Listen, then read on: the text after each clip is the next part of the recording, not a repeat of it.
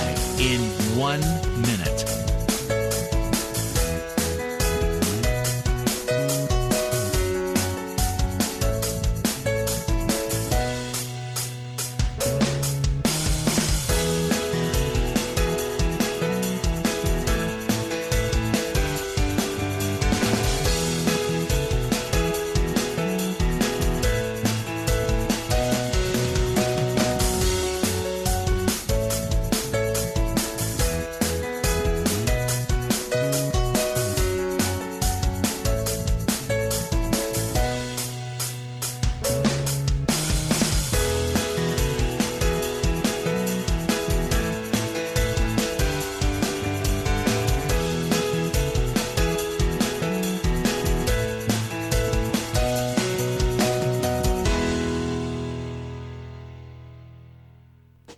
Welcome to Lynn Cullen Live at pghcitypaper.com. Email your questions and comments to Lynn at pghcitypaper.com. All right, okay. What was that? Underhanded, under the breath, or never mind. You can't. Yeah, that's why it was under the breath. Yes. Hi, everybody. It's Wednesday. It's the 14th of March, 2012. Was that you? It was me. Sorry. All right. The daily health report on... You're actually you've got rosy cheeks today, so you're in better shape. You just have slight nasal as we all do congestion. It's spring after all. It is spring. It's practically summer.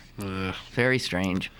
Okay, Chris Potter's here, and I'm here, and we got about an hour to talk about stuff. What are you laughing So let's just get through it. Oh, do I sound less than excited? It's got, my head's on other things. It is. My head is with the judicial system, because as I just showed you, I've been summoned for jury duty, and immediately after this, the jury duty is for next month, but immediately after this, I have a date in parking court. Oh. I've never done that. You got busted first? I got a ticket, and I'm totally guilty, and... Well, then why are you bothering to go? Why don't you just pay the fine? I don't know. I just got a bee in my bonnet about this one, and I have the time. Realize for the first time in my life, I have the time. Oh, Jesus. This is exactly what's wrong with the judicial system. Is the only people who show up for jury duty and who contest their tickets are the people who have the time. And look what kind of dregs of humanity. No, it's true. It's absolutely true. So you're going, and what are you going to say? I'm guilty? Yes, I'm going to say right off the bat, I'm guilty. I don't know why. I suppose most people who do this have like little speeches that they practice, like they know what they're going to say. I really don't know what I'm going to say. But here's the thing. You're going to say, I'm guilty, Your Honor. He's going to go, thank you. You can pay it at the counter. Okay, what's the thing? My thing is... I have never not paid a parking ticket. I always pay my parking tickets, okay? Okay. I'm a conscientious citizen. I follow the law. They never have to come after me. So what happened is I paid this ticket. Yeah. I finally got around to it. You get a ticket and you get annoyed. Wait, you paid the ticket? And you've paid no, the ticket? I wrote the check. Okay. You get that's not the ticket. You get a ticket and you think, oh, goody, let me write a check right away. You're annoyed. You throw it on the kitchen counter or something. You're in denial. You're pissed off, whatever. So this ticket was making its way down in this basket of mine, and I found it, thank God. And it was on March 2nd or something that I found it. And it said, must be paid on or before March 4th. Right. I said, cool. So I wrote my check, put it in. And then I realized, today, March 4th was a Sunday. Right. Okay. So, conscientiously, I went on the 5th with it in my hand, walked over to the damn, and I said, here, I even pointed out, I'm a little late, but I couldn't have come here yesterday. It was Sunday. And they said, no, you owe us another $25. Yes. I said, like heck. I see. Okay, do you see my So point? you're now. So what you're really challenging is the $25. You're I'm charging a challenging. surcharge on I am challenging that I should just be able to pay. For God's sakes, the damn ticket is $55. Well, it sounds like you're ready to go. I am going to argue for a system like the judicial system to be human enough to give in places, to not be, to not make those of us who have to live under its dictates crazy. Okay? Right. What do you think? You think I'm going to get off? I think you should come with like a bunch of books. You should like set them down one after the other. You say, "May it please the court." That's the first thing you should say is, "May it please the court." And then just like, I don't know. No, I don't think that would be wise. From the time of the Magna Carta. No. Your Honor, I'd like to begin my remarks with a reference to the Code of Hammurabi. And then... Okay, what's your bet? I say I'm going to win. Okay, by win, you mean you'll pay the ticket, but not the extra charge for late payment. I will not pay that extra money for being 11 hours late through no fault of, almost no fault of my own, because I couldn't have paid it on the weekend. Although Jess points out you can pay by phone or something. Oh. Well, screw that. I didn't know. Ignorance of the law is no excuse. And also, I bet if you pay by phone, they add a fee. I bet. $2.95 a minute. It's just like $2.95 a minute. I don't know. It's like a toll call. Yeah, ignorance of the law is no excuse, Lynn. Ignorance of the phone of the call-in service is no excuse. Sick of this sort of. Also, justice delayed is justice denied. All right, it's like buy the book stuff that pisses me off. Come on.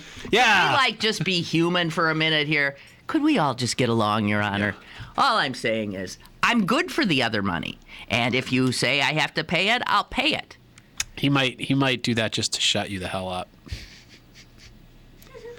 I think I'm going to win. I just, all I could say is I hope you're not going to be represented by a public defender, because you saw that story in the paper today. Oh my God! For people who didn't explain it, first of all, Judge Motznik, two words that strike fear into the heart of every thinking Pittsburgher. Judge Motznik. He used to be on city council, guys, and he just had a snit fit. Yes, he did. And what a joke!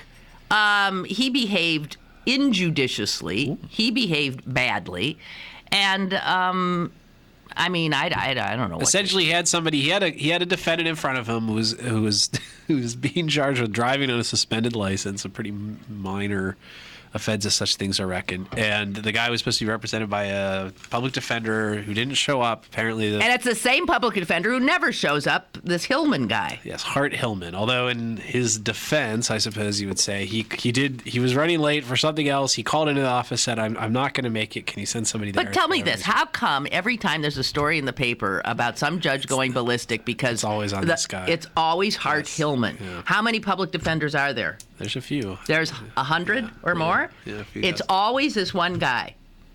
Is he part of the famous Hillman family of very rich folks? Idea. I think he is. Are you sure you have no idea? I actually don't know. I think he is. Really? Huh.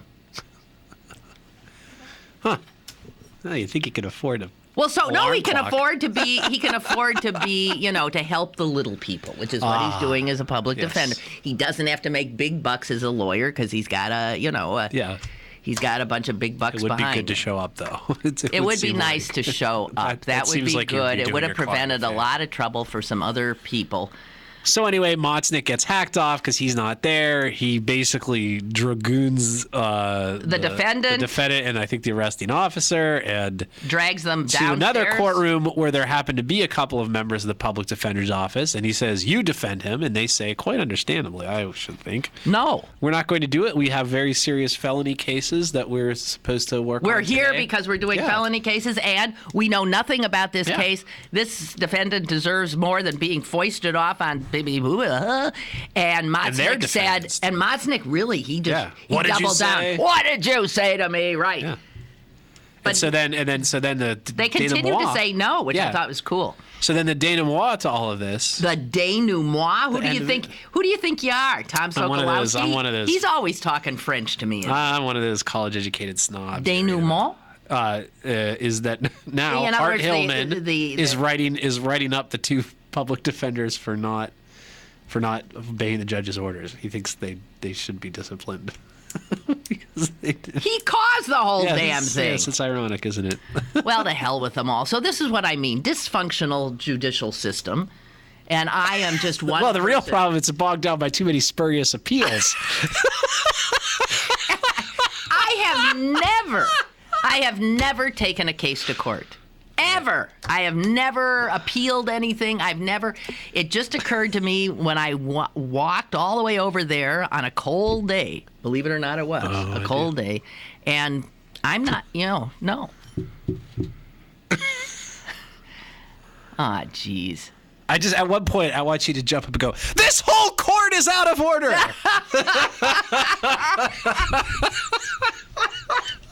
Just like every hackneyed, courtroom speech thing you can think of, you should just throw out there. Just you know what? do it. I am going to. Here's what happens.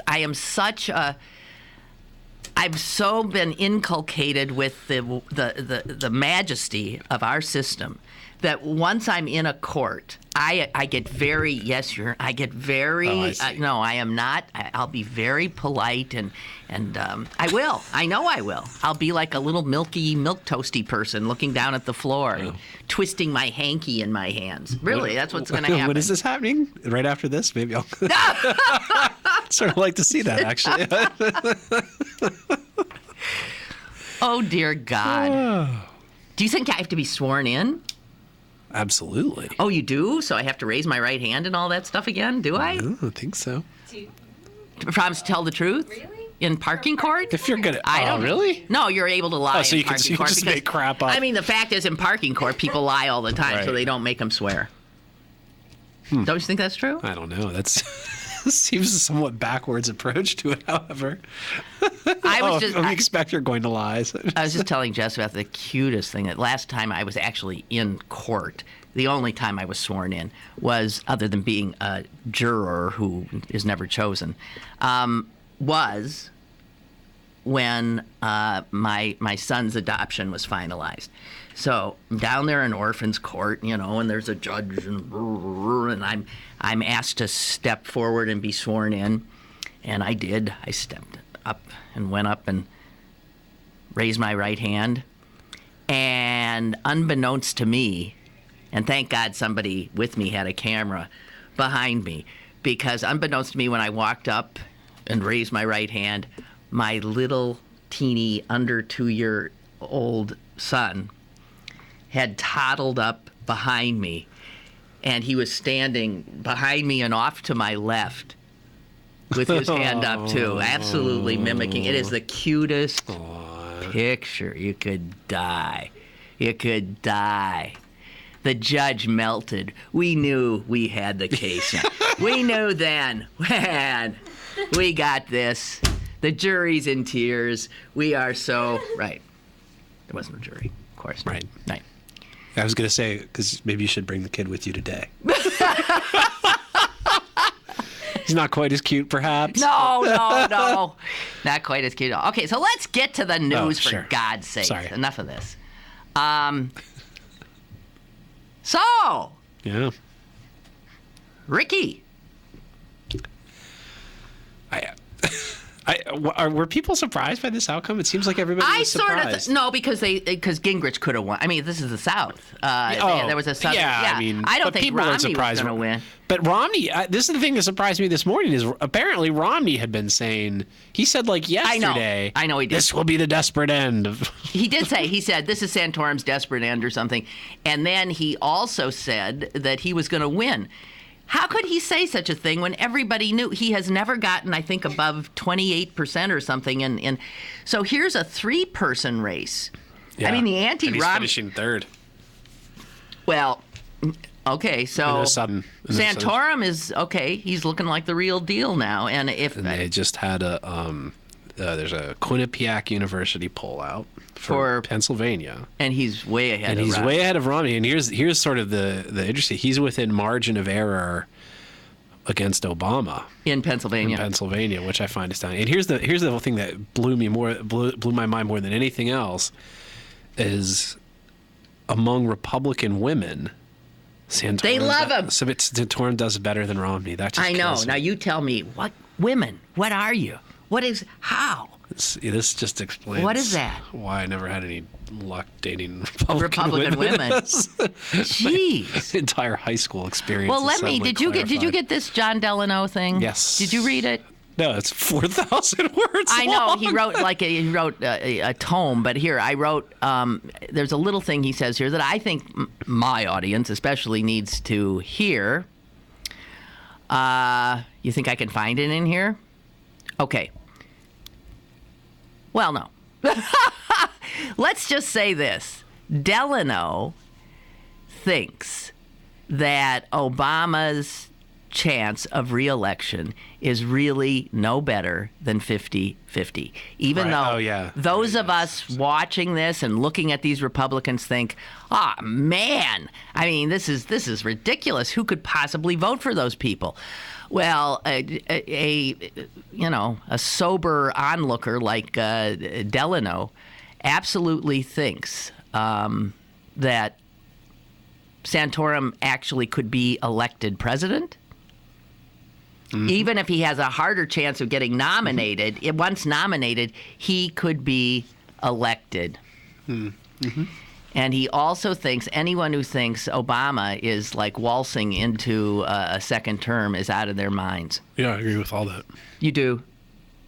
Oh, yeah. I mean, Well, here's what he says. I'm always amused by the inside the Washington Beltway talk that President Obama is the odds-on favorite to win re-election. Nothing, from my perspective, suggests that the president has anything more than a 50-50 shot. And there are days when I put the odds against him. Mm-hmm. Look, there's a percentage of Americans who feel, and the polling data suggests, who feel less excited about Obama when gas prices go up. Like his numbers go down because the gas prices they were going up, and then all of a sudden gas prices went up. And it doesn't matter that unemployment's going down, that all the economic indicators are moving up. Yeah. Because it costs them $10 more to fill their gas tank, they're going to blame Obama, who is not at fault here. No. I mean, it's just people don't know. People are idiots. A frickin' thing. So there you go. So well, yes, this brings me back to my And this is why there's this whole Operation Hilarity, as they called it. Let's get Santorum and help him do well in primaries, so not we a can good stretch idea. out. And it's just what. And anyway, even if that's true, and I guess this is where my sort of philosophical difference is, even if it was true that putting Santorum at the head of the ticket would be better for Democrats in November. There's still a country here after November, and there are still implications of giving a jackass like that a platform for months and months and months. Months and months. He's already got a platform for the rest of his damn life. Yeah. And he's young. And he's back in 2016. He'll be back in 2016. He'll be back in 2020. He'll, oh my God. But we've got a caller. Hello, caller. Hello. Hi. Hey, you're forgetting one thing. Yes? The Republican Party has pissed off the women vote so much, and there's a big block of women that vote. They're not going to win. There's no way in hell the Republican Party is going to win. See, that's all I got to tell you. Okay, thank you. And Goodbye. Goodbye. And I was sort of saying, look, the Democrats are always incapable of energizing their own base, but what you get is all of a sudden young women especially, are seeing that. What do you mean? You mean birth control pills could be taken away from us? What are you talking about? What is this? 1910? And so the young people who had sort of fallen off are maybe getting a little more interested now, and they ain't interested for voting for Republicans. And also women, because they have offended women. And there's a lot of even Republican women who've said, these guys are out of their cotton-picking minds. Right. Okay, he's right. Women vote more than men. And even if the Republican women voting in the primary swoon over Ricky and his sweater vests, it doesn't translate to the rest of the country. Hispanics, they going to vote for these Republicans? No, but they can stay home. A lot of Hispanics are upset at Obama because under Obama, deportations were higher than they were under Bush. This is when you reap the wheel. And they'll be under Republicans who will be sticking you in cattle cars. Yeah, I don't know. I mean, I don't know. What do I think? I mean, I obviously have a strong opinion about that. But this is what happens when you reap the whirlwind of, you as President Obama respond to all of this right-wing blah-de-blah about border security by rounding up people and deporting them in greater numbers than Bush ever did. And what ends up happening is, it's just bad policy, most importantly. But first of all, none of the stakeheads who you're trying to appease ever find that at all, are ever satisfied by that. And then all you end up doing is alienating a Hispanic portion of the electorate that ought to be in your corner. So, I mean, I think that's the problem. Here's the other thing. This primary process has exposed Mitt Romney like no other process could have. And the fact of the matter is, there can't be anybody who sees him as a principled man. There can't be any. True. And the damage done, they will have such, if Romney is the nominee, and the odds are still very great that he will be. Yes. You will have first time in my life, a nominee of a party that the party cannot stomach. Stop and think about it. I mean, they don't like him. Right. There's a great quote from some Pennsylvania Democratic senator from Montgomery about Romney. If there's a poll tomorrow that says the American people want to elect a Rastafarian as president of the United States, you'll see Mitt Romney the following day with dreadlocks. Actually, that might be hard for him. Mitt Romney strikes me as the kind of guy who has an easier time changing his position on abortion than he does his haircut. So, yeah. But I respect the sentiment, certainly. Oh, God. Yeah, I mean, it's in a way, I will say this. I mean, Mitt Romney seems like a nice fellow. As somebody to live next door to. I'm sure You know why? Because he's really not there. Yeah. Because he won't bother you, but he'll keep his lawn neat. Right. Exactly. Yeah. And if something's askew at your house, he might even he'd probably help you out. Inquire. Right. Yes. But he won't bother you. He won't talk to you a lot. Right. But he'd be a perfect neighbor. He is just not. Oh. There's no sense of why he's even doing this. I mean, Rick Santorum. You know why the guy's running. Yeah. He's just, why would you bother? You clearly don't really have any particular agenda you're that interested in pushing in. So what is it you're trying to accomplish, really, except your own? Well, what's a good-looking rich boy supposed to do after he saved the Olympics and made $1 million, screwing people? Yeah. I mean, what are you supposed to do next? Well, I guess you got to be president of the United States, don't you? Everything's gone his way. Yeah. Was that you doing Mitt Romney trying to appeal to the Southern? I even noticed Santorum yesterday when he was doing his. He had a little slight. Yeah, Southern I've twang. heard him do that before. And they all do it. Obama does it when he talks to a black audience. Right. All of a sudden he gets a different cadence to his voice. It's a riot. I think we all do that though, to a certain extent. And you can't be in the South for even 10 minutes before you start sort of caving in. Don't you think? So the voice you're using now is intended to appeal to people? You mean there's some other voice you use? It's an evil laugh, isn't it? It's an evil laugh. I know. I'm just kidding. My voice, I admit, is a acquired taste. Yes.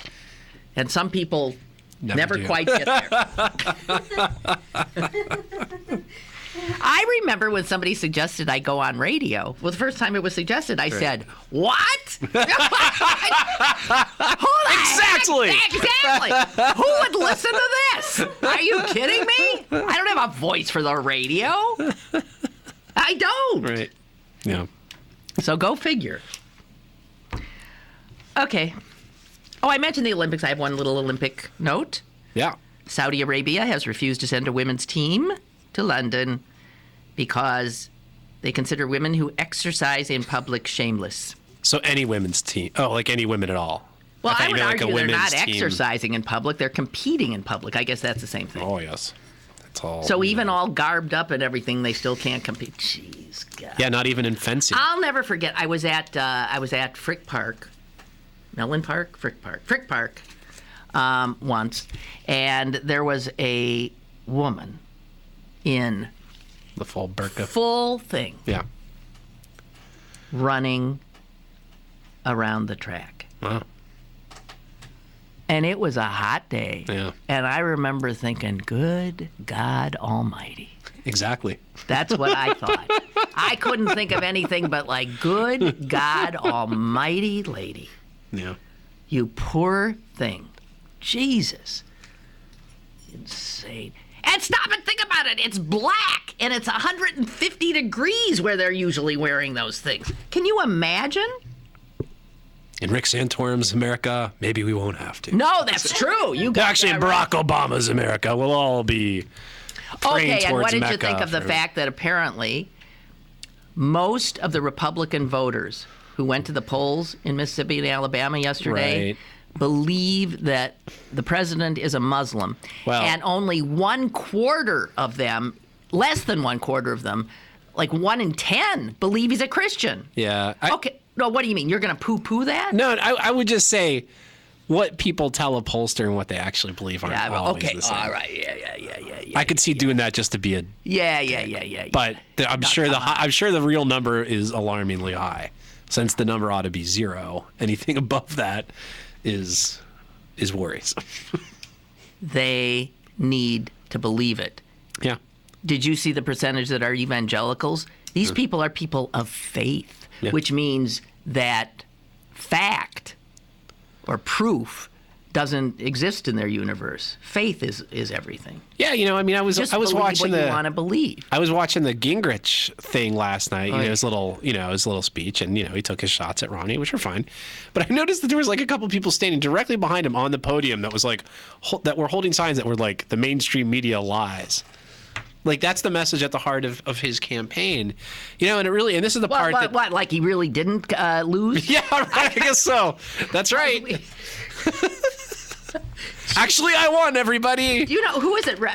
Is it Reed Henry today had a cute thing where he was saying, have you noticed how if you're running and you want to whip up a Republican crowd, that all you have to do is put 2 words together, teleprompter and Yeah, Obama, yeah, and they that's right. shriek. Yeah, They yeah. just go insane. Yeah, it's interesting. And what is that about? And that's pure racism, because it's like this idea that a black man couldn't possibly be as articulate as he is. Right, What without- every without president without since singing. teleprompters were invented have Right. used it. So what is this about him and a teleprompter? I don't understand that. Just answered it. I mean, but this gets to this whole sort of mindset gets to why I think it's a really dangerous thing for let Rick Santorum- Santorum, because whatever, blah, president's a blah blah blah, but I mean, this is a climate change denier.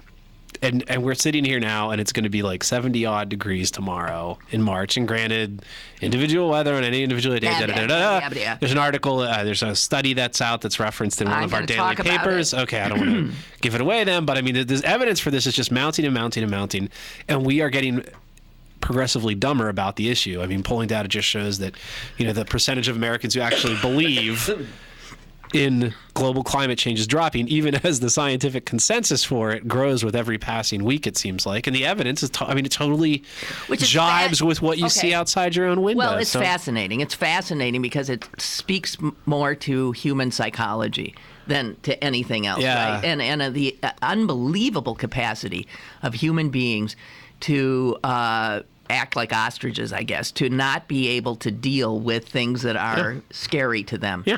And so they don't exist. But They they'd close rather their eyes. believe in a scare. But what's interesting is they'd rather believe in this scary conspiracy Muslim theory about how it's all a giant hoax perpetrated on us by some guy at Penn State. Well, they and- have to have some explanation Yeah, for I why just- all these scientists are saying this stuff that scares the crap out of them. Right. I mean, it's I just think it's psychologically fascinating. it's fascinating, but we're both raising a kid up in the world to.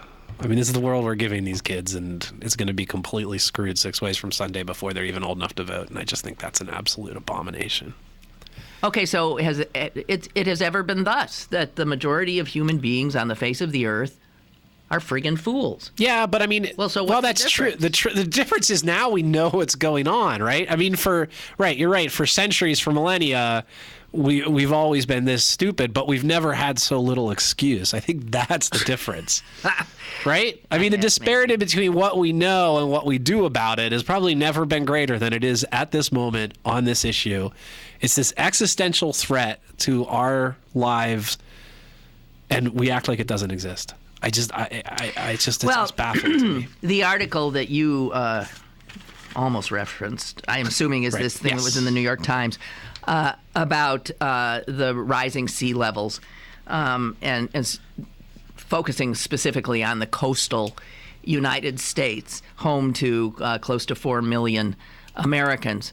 And I forget who I was talking to just yesterday, but they said, oh, no, it was about some guy who has property in Belize, and he went there and was freaked because his beach was gone. He hadn't been there. His beach was gone. And someone said, well, they'll truck in more sand. And I said, that is not the solution. That is so stupid. And yet, that's what we're doing. And that is what passes for public policy in this country. And I guess what's most... He could also just bail out the water that's on the sands on there. Just get a bucket and just start... Keep bailing. Yeah, throw it over your neighbor's side. According to the article, most coastal governments, state, I guess, city, have not even assessed their what is inevitable. Right. The number who have even attempted to come to terms with any aspect of this, you can count probably on one hand. The political leadership on this is non-existent. And that is,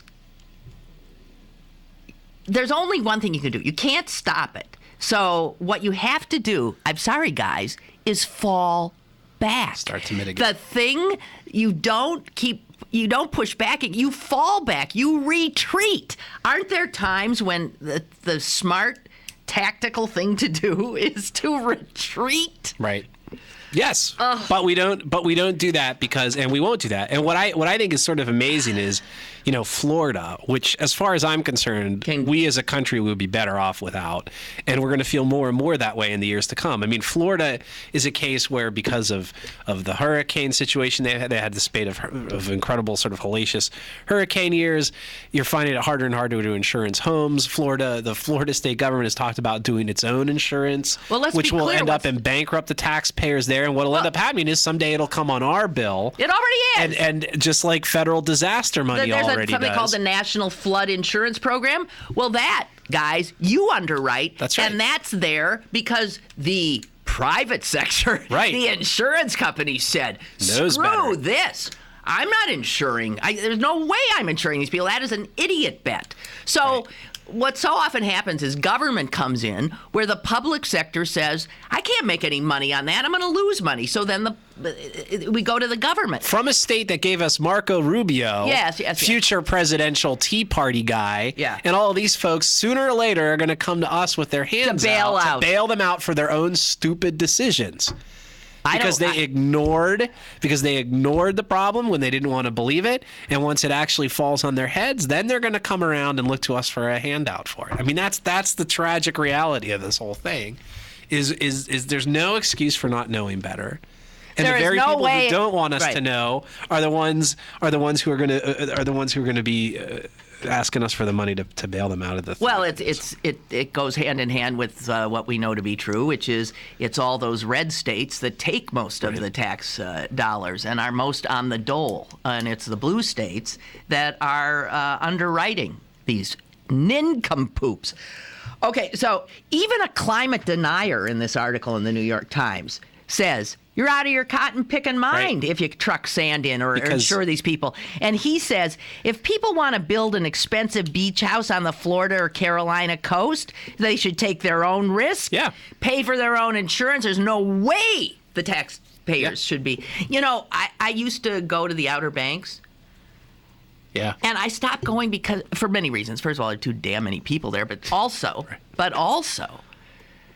there was something that was so disgusting to me about every year I went, they just kept building more and more of these huge, mansion things right on what land that is simply not going to be there in 80 years.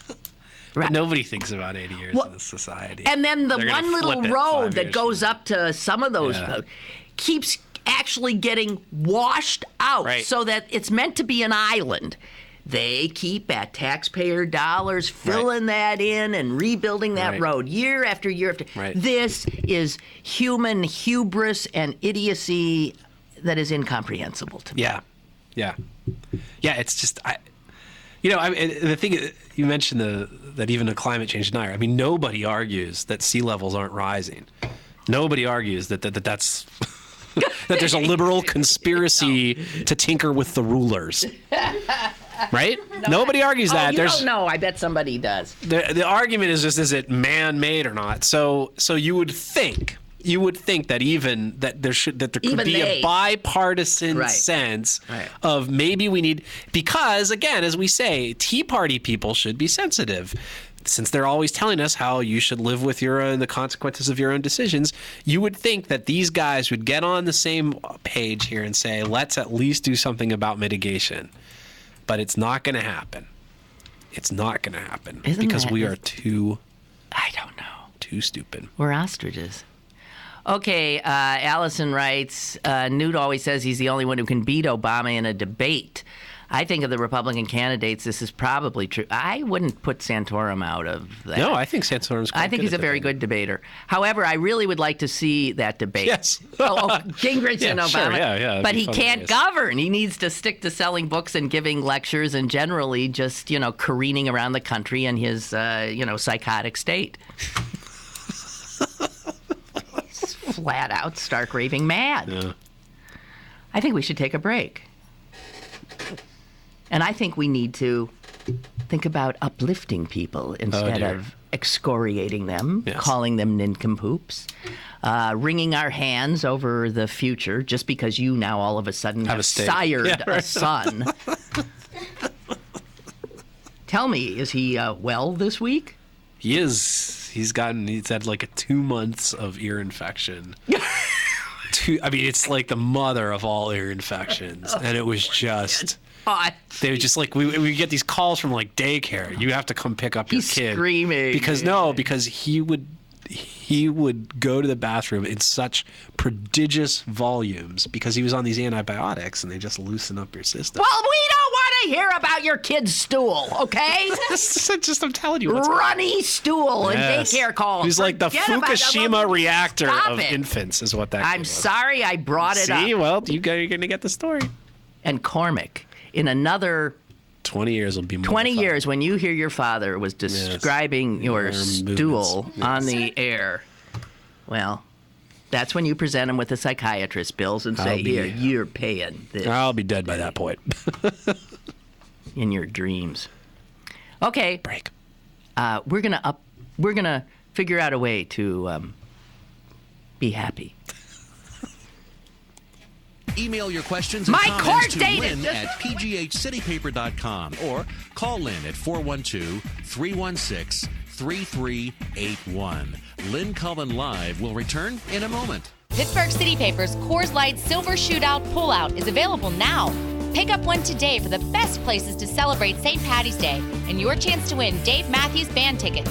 Pittsburgh City Paper available at over 1,700 locations throughout Western Pennsylvania and on the web at pghcitypaper.com. Go to bergbargains.com for great all-inclusive deals on tropical beach resort getaways to Mexico and Punta Cana for as little as $300.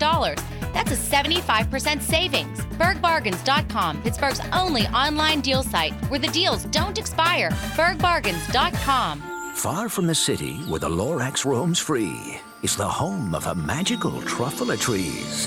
They grow happy and healthy and thick as you please. just waiting for visits from yous and from me's.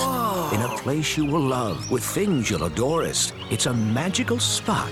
We call it the forest. Look, everyone here needs the trees. And who are you? What? I'm the Lorax, guardian of the forest. I speak for the trees. Visit the animals. Come see the plants. From the mighty sequoia to the tiniest ants. Discover its beauty.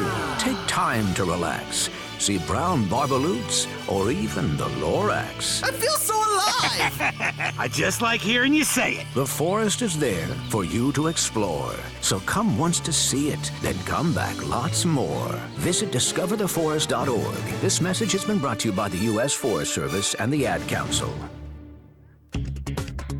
Now, it's back to Lynn Cullen Live at pghcitypaper.com. You know, you were just talking. Sorry, we are gonna. You were just talking about how your son, for the first time, felt grass because he was unsure of it. Like what is this? It feels strange and right. In fairness, it wasn't the first time he'd felt grass, but he's obviously the last time he felt it was like 6 months ago when he was like barely sentient. Now, so this is his first and he was just like where he's exploring, putting like, his hands down on it. It's just like it's textured, it's weird, it's not like a carpet or wood. So it reminded me of a story. As these things usually do. Yes. His story involves a giraffe. I might have heard this story. Go ahead. No, you didn't. Okay, I don't think. I was a reporter sent down to cover the fact that the giraffes at the zoo they'd let their gate open for a long, long time so they could go into this new, wondrous, real environment, which they had not had before. Right. And they wouldn't leave their cage.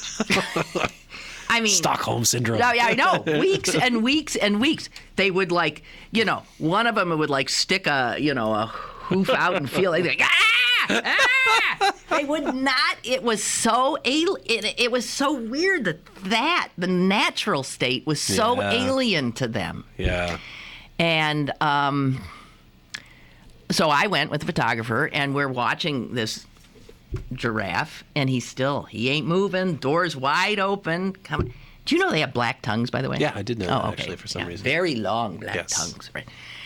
And not going. I'm interviewing some, giraffe expert about blah, blah, blah, this and that. And my photographer went back to get something in the car and slammed the door. The giraffes bolted. There you go. There's your scoop. Bolted. That's great. It was great.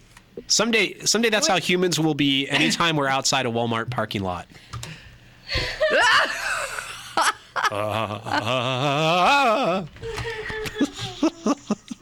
And I have just one more thing about grass, and then I'll shut up. Okay. I heard I was talking about cleaning my oven and how, God, those and I was told that if you take the racks from your oven, stick them on the lawn overnight, they're clean. No. Because things eat them?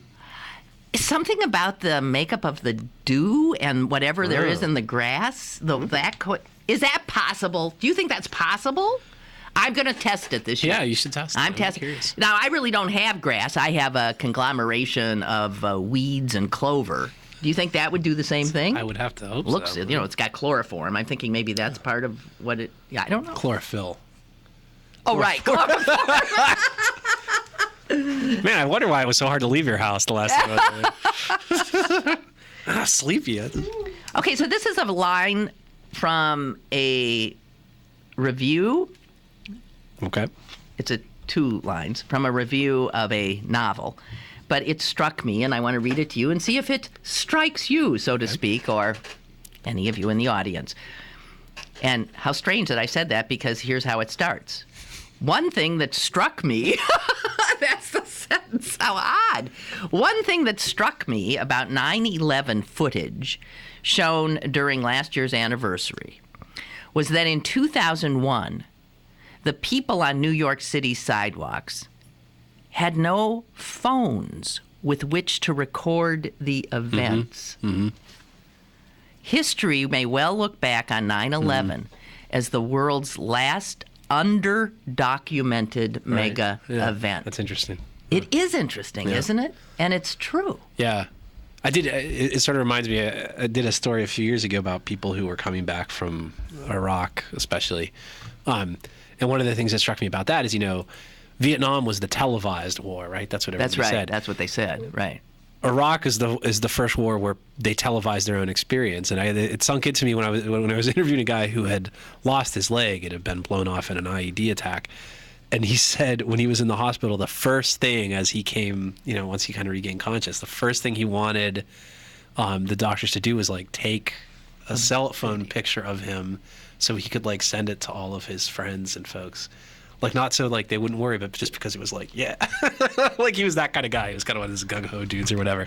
So just this thing of, just constantly wanting, just being able to completely document your own experience there in the hands of the soldiers themselves is really sort of a definitive thing about that conflict. And yeah, that's probably true that it was right around that time in the early 2000s when that technology was just became democratized and spread out. But and you do look. There was a picture in the paper the other day. I see that you see these pictures all the time, and I can't remember exactly what it was. Oh yeah, it was a casket going by some people, and for every person that was standing there respectfully watching the casket, there was somebody, this with a phone, like this with a phone, and I'm thinking that phone is something. It's a middleman. It's in between. You're mediating your experience. You're mediating your experience. You're being you're not there. Right. You're not, and you'll never be there because the next time you then observe that, if you ever do observe it again, you're not there. So you weren't there the first time. Right. It drives me crazy. Yeah. You remember that when your kid has these events in school. Don't be one of those parents who's every square inch of every, play. Don't. Here, I got some pictures. No, just be there. Just be there. Yeah, no. I hear what you're saying. No, it is a weird. I noticed it a few years ago when Phipps Conservatory had that glass artist Dale Chihuly, and it was just you used to be able to go to something like that, and when you would see somebody taking a picture, you would sort of respect their space. There would be something almost sacred about between the photographer and the right. Now, of course, everyone has the damn things. You couldn't walk a foot without intruding into somebody else's thing, and you did wonder, as you're saying, to what extent anybody appreciates it outside that sort of mediating frame device. So, it's an interesting question. Well, I want to thank you for sending me a picture of the one-piece full-covering birkini swimsuit for Muslim women. It really is not a it's a bikini at all. I mean, but she's totally covered. Yes, but it's like a looks like a little two-piece. It's like a wetsuit. Full pants with a sort of blousey thing. I've actually been looking for a swimsuit like that. That is cool. Well, you don't have to show anything. This is it. If you got a little, your body ain't as cool as it used to be. There, it's covered totally. I could do without the head part, but yeah, right. There it is, the birkini. What I just came across the other day online, thanks to somebody commenting on a blog post I wrote. You can get a Hello Kitty styled AK-47. I know. I was I was gonna get one for the art director Lisa because I thought she'd kind of, So it's they take the gun and then they just do some detailing on it or whatever, and they kind of pinkify it up and put a little Hello Kitty thing on the gun stock, and it looks cool. I'm just saying, if there's somebody hard to buy for, and they got a birthday coming up, let's think about it. Jess, there you go. There's your present for Jess this year. It was $1,000, by the way, so it's not cheap. But so yeah, burkina or what is it? Birkini for you and Hello Kitty assault rifle. When you said Burkina, I thought of Burkina Faso. Faso, yes. Where is that? It's the former Upper Volta, I believe. It's in the western part of Africa. The people in Upper Volta had a revolta. Uprising. They had an upper revolt. I don't know why they. I think Upper Volta was like the European colonial name, and so they went to Burkina. Okay. The capital of that country, by the way, is Ouagadougou. Ooh, I I love it. Yes. Say that again. A Ouagadougou. A Ouagadougou. I love that. I bet you couldn't spell it. And Yeah, and I want to say something else for all the patriots out there. If Barack Obama is reelected, we're going to be renaming our capital to Ouagadougou. Ouagadougou. I don't know if you folks have heard, but the guy's a Kenyan. 1/3 of Mississippi voters agree.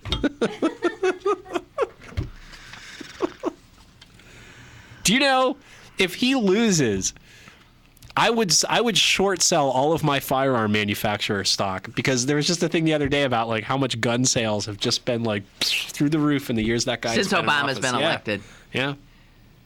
You know, and I was folks thinking, are locking and loading. Oh, well, I don't know. I was thinking, I remember my fear. I shouldn't even talk about this, that he would, be assassinated or something. I just was scared to death that if we elect a black man, he ain't going to live. And look, we've almost gotten through 4 years. Don't jinx it. No, I know. And he's safe so far. Yeah. Dear God.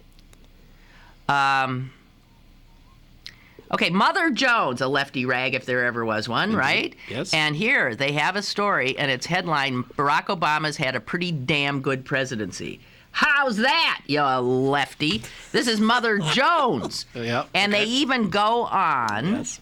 Here they are. They just named, they said they could go on and on and on, but they said these are the 13 biggies. All right, go. He passed health care reform. And you don't get to nitpick, okay? He passed health care reform. He passed the stimulus. He passed Wall Street reform. He ended the war in Iraq. He eliminated Osama bin Laden. He turned around the U.S. auto industry. He repealed Don't Ask, Don't Tell. He reversed Bush torture policies a little bit. He kicked banks. Okay, I know. We can all say that. He kicked banks out of federal student loan program. He boosted fuel efficiency standards. He passed a mini stimulus measures. He created conditions to begin closing the dirtiest power plants, and he achieved a New START treaty. Mm-hmm. And Mother Jones says these are all big deals. Right. Big fucking deals, to quote our vice president. Right. Unless you're just bound and determined to sulk in your tent while insisting that health care was a sellout and the stimulus was too small and Dodd-Frank was feeble and the mini stimuli were more like micro-stimuli. There's just no way around the fact that this is a historically colossal set of progressive accomplishments, especially in the face of a historically hostile political environment. And the guy writing this says, I was never an Obama maniac. Never. But actual politicians are never as good as the versions that star in the reality TV shows that we laughingly call presidential campaigns. Wait, I like this line there, this poll quote. I guess this is what I call damning with faint praise. Obama has gotten more done for the progressive cause than Bill Clinton, Jimmy Carter, JFK, or Harry Truman. Really? Bill Clinton and Jimmy Carter are the standards by which we're going to judge progressives now? You can't have... you can't have Che Guevara as president, okay? How this is the best you're gonna get. How about just good old FDR? Listen, will you stop? That's the standard by which living That's the standard by which I judge a progressive president. FDR. I'm not ready to start chiseling Obama's mug on Mount Rushmore, but unless national security is pretty much your sole obsession, I really have a hard time understanding progressives who are disappointed in him. Okay? For an actual existing human being, as opposed to some imagined thing in your minds, he is a pretty damn good president. There's nothing. Was there any environmental accomplishment on that list? See, this is what I mean. Yes, there was. There was. Setting up standard for the coal plants. Yeah, coal-fueled plants. I decided the way I'm going to make myself feel better today is just annoy me. Exactly. Okay, I came upon something that so blew me away. Right. We have more people incarcerated in this country than God knows who. Right. Right? And we have built up an entire industry, the prison industrial complex. Yeah. And it makes it very hard to stop incarcerating people because of it. Listen to this. At a time when states are struggling to reduce bloated prison populations and tight budgets, a private prison management company is offering, out of the goodness of their hearts, I want to tell you, to buy prisons in exchange for various considerations, including a guarantee that the governments would maintain a 90% occupancy rate for at least 20 years. So awesome. There you go. Can you believe that any state or it would agree to that? I would be surprised if there weren't some that did, yeah. Have some already signed up? I don't think so. It has sent this we can do that proposal for you. off to prison officials in 48 states, and already state officials are blasting it. Texas State Senator. Oh, he's a Democrat, though. No, that doesn't really count. You don't want a prison system operating with the goal of maximizing profits. The only thing worse is that this seeks to take advantage of some states' troubled financial position. Yeah. Well, do you believe that? Hey, we'll buy that prison from you. We just want to keep make 'em sure full. you just keep putting black men in prison, and we'll keep them here. I'm sure they take Hispanics, too. I mean... Dear God in heaven. Okay, I'm 6 minutes away from having to go to court. Yeah. I'm getting nervous. Speaking of keeping those prisons filled. No, I'm getting nervous. Don't worry, Lynn. I'll come and... No, I don't I'll come want with you a there. cake with a file baked No, into it. you're going to cramp my style. I don't want you there. I would get like Cramp your style.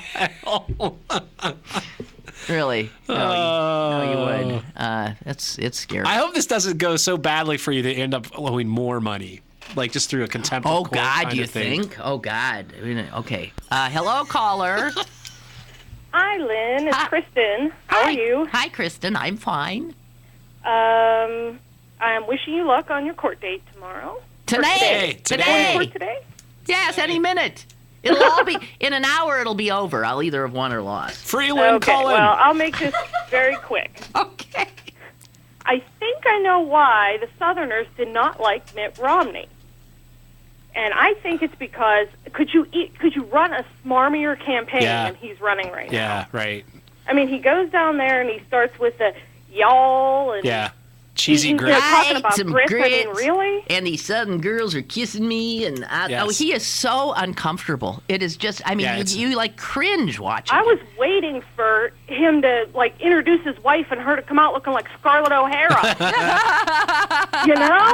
I mean, what's he going to do if he comes here to Pittsburgh? Is he going to start talking about yins all here in Pittsburgh? Yeah, probably. Yeah. He just doesn't know how to connect with Ray. He really doesn't have a clue. Nope. No clue at all. And it's absolutely true that I mean Southerners as the ones that I've met, and I've met a few, are really very, very, very, very sensitive to feeling condescended to by people from up north. Exactly. And that's why that's I killing think him. he Yeah. lost down there. Could very well be. Mitt, I'll tell you. It's something. No, we'll start seeing, I mean, he's going to have to go after Santorum big time here. So we'll be on the risk. He'll spend a lot of money in Pennsylvania, don't you think? Or I just hope he does it through print ads. Fat chance. Yeah, I know it. Yeah. Well, It you're certainly won't be absolutely with right, us. Kristin. Thank you. Thanks for the call. Sure. Good luck. Thanks. Thank you. Bye-bye. Hey,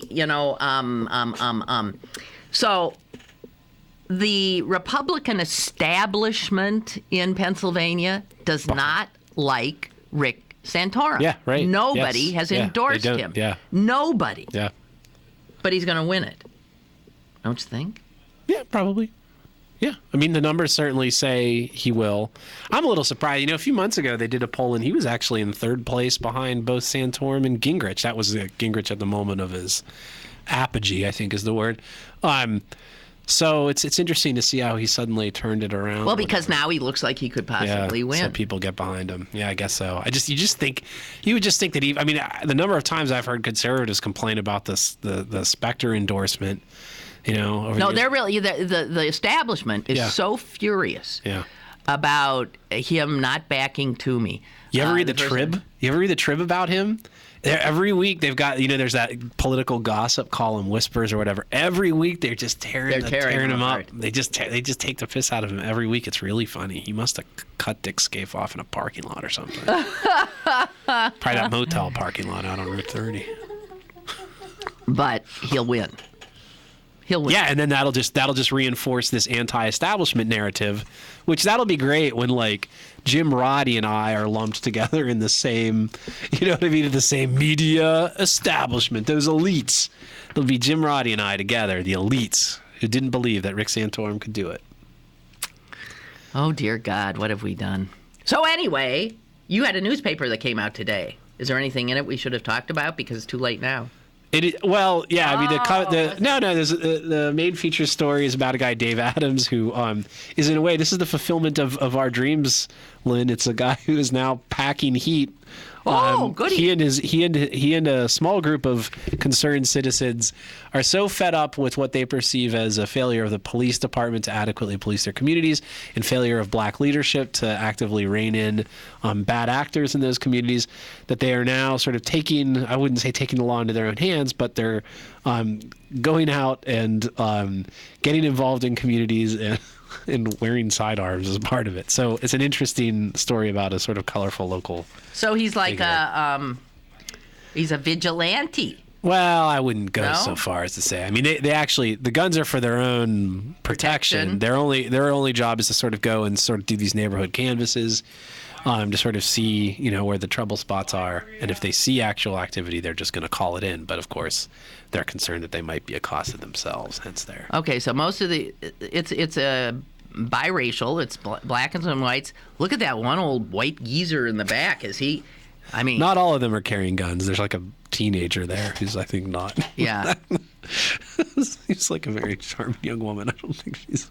Okay, so. But anyway, good. So of course there's good stuff. I wrote a little bit about voter ID, which is still pending in Harrisburg, and so on and so forth. So, of course, there's good stuff in this week's issue. Of course. And be sure to patronize our many fine advertisers. And be sure to patronize his many fine advertisers. God knows I don't have any. Your hours at hand. I'm like Rush Limbaugh. No, I know. Rush and I do not have advertisers. Oh, you were talking about strange bedfellows with you and Roddy. Yeah, about Rush and I feel his pain. Rush, I feel his pain. Okay, yeah, you got to get the hell out of here because I got to schlep over to the court. And, all right. You think I should cry? Yes. Oh, Jess says go, cry. No, I don't think. No one will buy it from you. They won't? They're going to know who you are.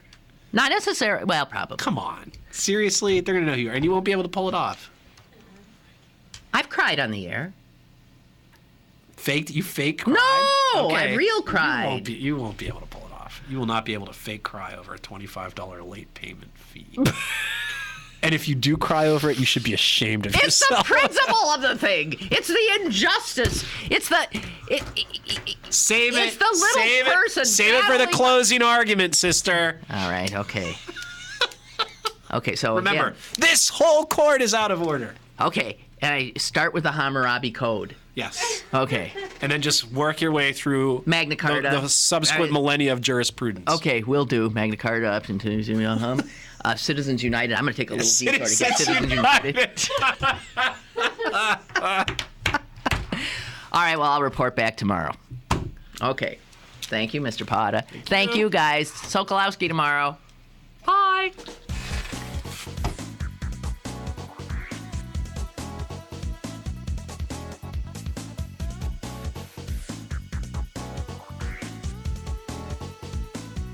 Lynn Cullen Live, Monday through Friday from 10 a.m. to 11 a.m. and archived at pghcitypaper.com. The opinions expressed on Lynn Cullen Live are those of the host and do not necessarily reflect the viewpoints of Pittsburgh City Paper, Steel City Media, and its advertisers.